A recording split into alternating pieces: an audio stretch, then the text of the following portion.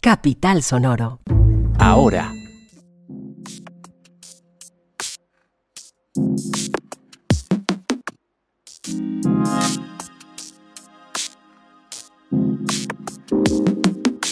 Alerta de la personería por hacinamiento en las URIs de distintas localidades. ¿Qué porcentaje de hacinamiento hay en la ciudad? El ICETEX condona intereses por 14.000 millones de pesos. ¿Cuántos estudiantes se vieron beneficiados por esta medida? Colombia es el tercer país con mayor violencia contra las mujeres en el ranking de la OCDE. ¿Qué dice este organismo al respecto y cómo se puede mejorar? Ahora, un podcast.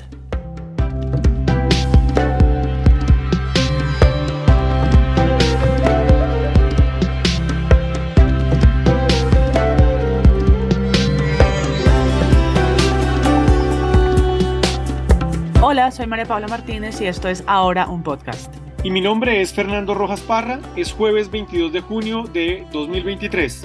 Y el dato del día está relacionado con nuestro especial de hoy sobre los programas de desarrollo con enfoque territorial, mejor conocidos como zonas PEDET en Bogotá.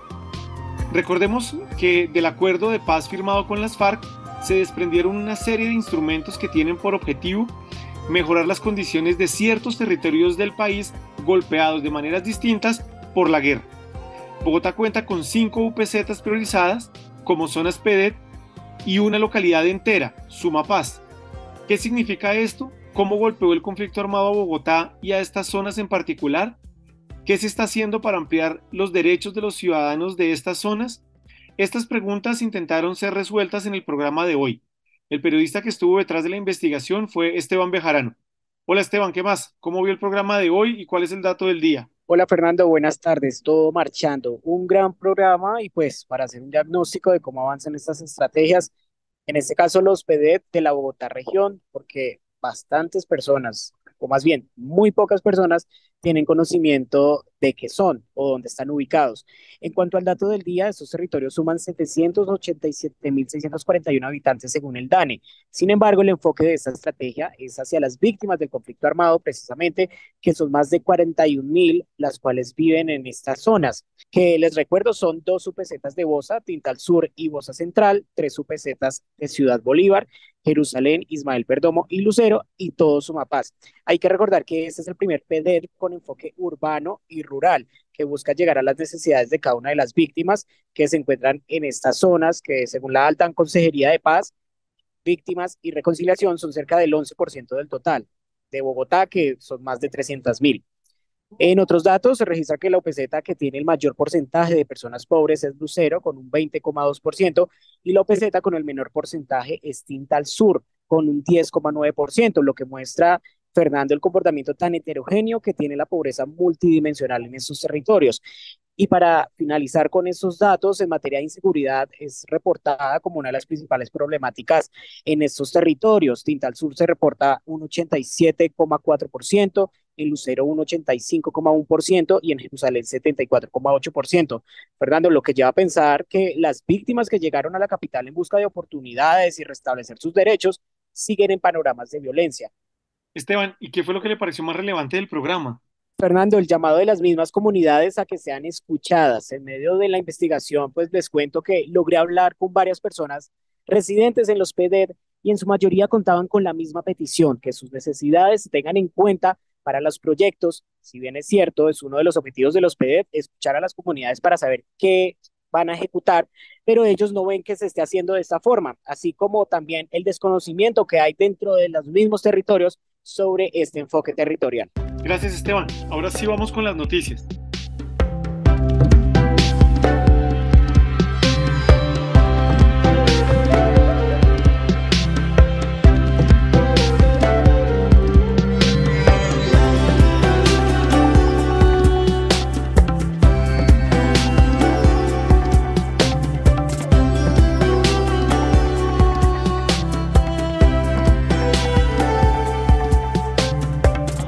La Personería de Bogotá alertó por hacinamiento en URIs de distintas localidades de la ciudad. Recordemos que hace 2 días hubo un intento de motín por parte de los internos en la URI de Puente Aranda.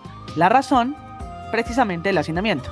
Andrés Zapata tiene más información sobre este llamado a la personería. Hola Andrés, y empecemos contándole a quienes nos escuchan cuáles son las cifras del hacinamiento en las cárceles, estaciones de policía y URIs aquí en la capital. En Ahora hicimos un programa hace una semana sobre esto mismo, así que arranquemos por ahí. Hola María Paula, para ti buenas tardes y para todas las personas que escuchan ahora un podcast, qué gusto saludarlos. Bueno, las cifras que refleja y que revela la Personería de Bogotá con corte del 20 de junio es que hay 267% de hacinamiento en URIs y estaciones de policía. Tanto así que en la URI de Puente Aranda, esta tiene una capacidad para 372 personas privadas de la libertad y hay 563 personas retenidas. Este mismo hacinamiento se presenta en la estación de policía de Usaquén, una de las más altas que tiene hacinamiento y cuenta con 970%, seguido por Kennedy con 499%, Usme con 465%, Ciudad Bolívar con un 378% y la terminal de transporte con un 350%. Ahora sí, Andrés, cuéntenos qué dijo la personería en relación a este suceso. Mira, lo que dijo el Ministerio Público y emitió un nuevo mensaje a las autoridades distritales y de seguridad es que se construyan nuevas unidades de reacción inmediata y así se pueda descongestionar el hacinamiento que hay en estaciones de policía y URI. ¿Por qué? Porque esto está causando no solamente enfermedades, como lo hablamos en un programa que tuvimos en Ahora, sino también que está causando muertos por las riñas que se producen allí y también esto está haciendo que los líderes, las plumas, pues estén controlando estos lugares de las estaciones de policía y URI. Andrés, ¿a qué se debe el hacinamiento en la ciudad? ¿Qué dicen las autoridades? Bueno, para responder esta pregunta, María Paula, digamos que hay que entender una cosa, y es que cuando las personas que son capturadas, las trasladan a una estación de policía o a las diferentes URI que hay aquí en Bogotá. Cuando el juez dicta que se debe esta persona ser dirigida a un centro carcelario, ahí radica el problema, porque a las cárceles, digamos que están de máxima seguridad aquí en Bogotá, pues también tienen un hacinamiento y esto lo que hace es que la persona deba esperar su turno, por decirlo así, que se abra un cupo en la cárcel y así poderlo trasladar. Además, un dato también de la Personería de Bogotá es que aquí en Bogotá hay 2.712 hombres imputados, 465 condenados y hay 65 mujeres imputadas y 16 condenadas. Todas estas personas están en las celdas de la SIJIN o en alguna de las URI o estaciones de policía. Y con esto quiero terminar y preguntarle a todas las personas que nos escuchan, ¿deberían las personas que están imputadas estar libres mientras se define su proceso? Andrés, muchas gracias por la información. A usted, María Paula, igual estaremos muy atentos a lo que ocurre dentro de las instalaciones de las URI y las estaciones de policía.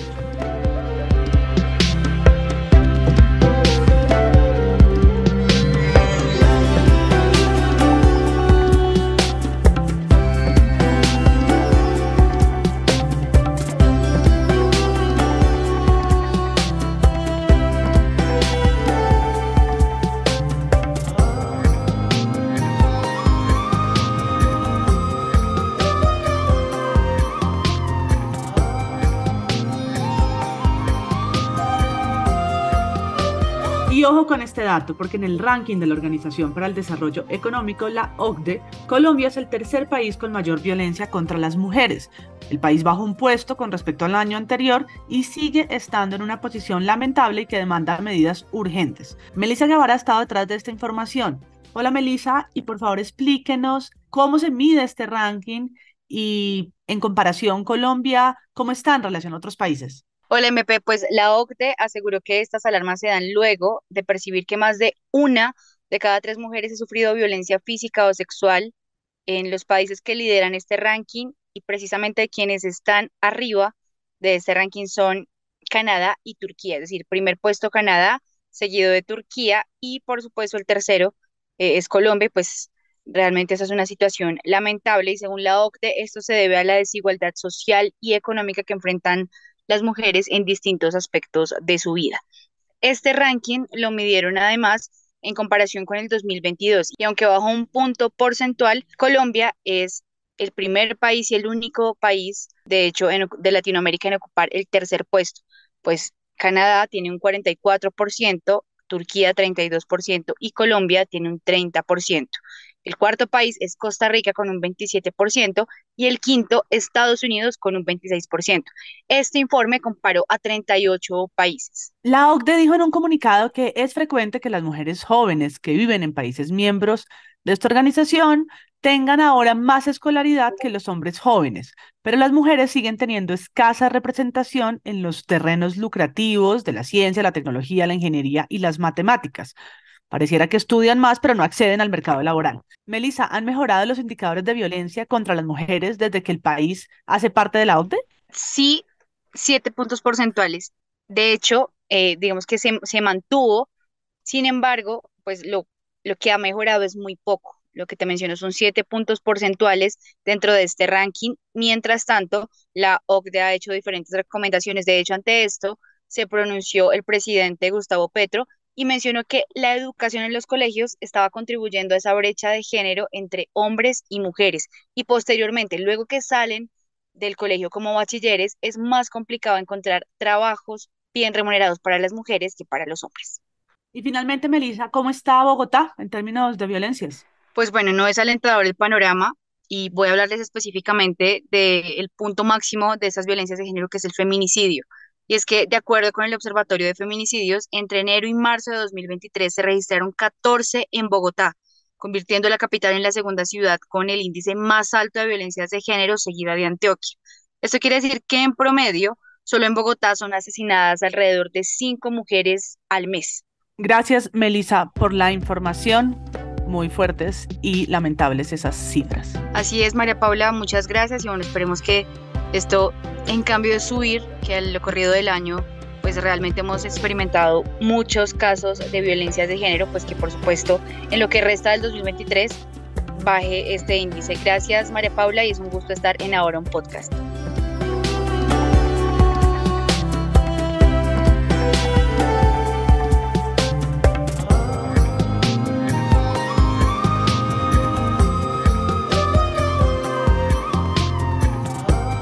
El ICETEX, la entidad que otorga créditos a estudiantes para acceder a la educación superior, condonó 14.000 millones de pesos en el último mes a miles de estudiantes de todo el país. Mauricio Pichot tiene más información sobre este tema. Hola Mauricio, ¿cuántos estudiantes se vieron beneficiados por esta condonación?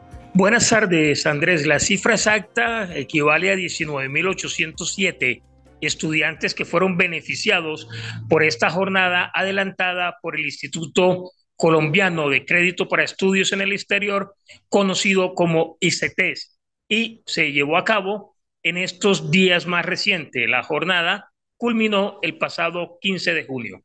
¿Hay alguna declaración por parte de esa institución? Sí, el presidente de ICETEX, el excongresista Mauricio Toro, dijo a los medios de comunicación lo siguiente: les quiero decir que estamos supremamente contentos. Esta jornada de soluciones financieras le permitió a 19.800 personas, exactamente esa cifra, lograr un acuerdo con la entidad para que de esa manera pudieran normalizar sus créditos, ponerse al día y nosotros poderles condonar los intereses moratorios.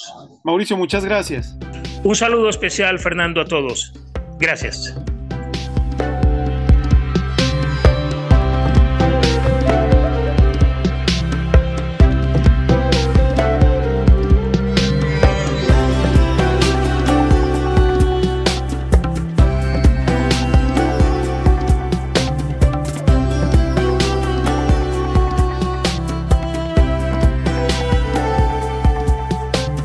Bueno, hoy es jueves, lo que quiere decir que tenemos a nuestro invitado de Planeta Bogotá, el gran Fernando Rojas.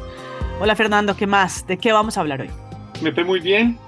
Vamos a hablar sobre los colados en Transmilenio. Uy, temazo. Pues es un temazo y un problemazo. Imagínate que entre 2019 y 2022, según cifras oficiales, aumentó la evasión en Transmilenio del 17,7% al 29,6%. Los sábados y los domingos son los días en que la gente menos paga la tarifa.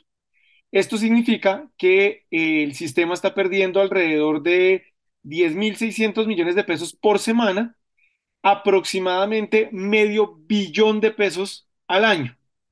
Pero ese es un problema que llevan años tratando de resolver, no han logrado avanzar. Sin embargo, la administración instaló unas puertas de seguridad en la calle 100, en Los Héroes, en Flores, en la 63, en la 57, en la 45, en la 39 y en la 34. Pero, MP, cuando uno revisa la situación de los colados, lo preocupante es que el mayor número de colados se da en la Caracas Sur, en el centro, ahí en la Jiménez y en las Aguas, en la Caracas Centro, en la Caracas Chapinero y en la NQS Sur. Pues cuando uno revisa, pues tenemos un problema enorme y no ha habido un camino que realmente la administración haya podido, no solo esta, las anteriores tampoco han podido, que genere conciencia por parte de los ciudadanos de la importancia de pagar la tarifa, de encontrar los mecanismos técnicos y los mecanismos sancionatorios para quienes no pagan, y se han anunciado la instalación de unos torniquetes de piso a techo como el que hay en Santa Lucía o el que hay ahí en la Estación de las Aguas, pero no es claro si eso se va a poner en todas las otras estaciones del sistema. Lo que sí se está haciendo es que han puesto más facilitadores de Transmilenio y policías en las entradas para poder reducir este problema que enfrenta el sistema.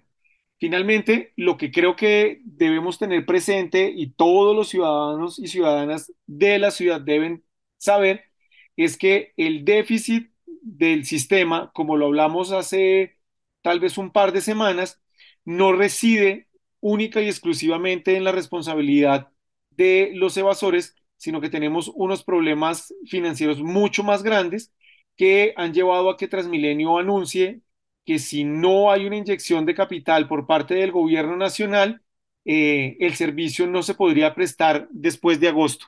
Así que vamos a ver qué pasa, vamos a ver de dónde sacan la plata para que los bogotanos y bogotanas nos sigamos moviendo por la ciudad. Gracias, Fernando. Ya veremos qué se inventan para incentivar el pago y la no colada en Transmilenio.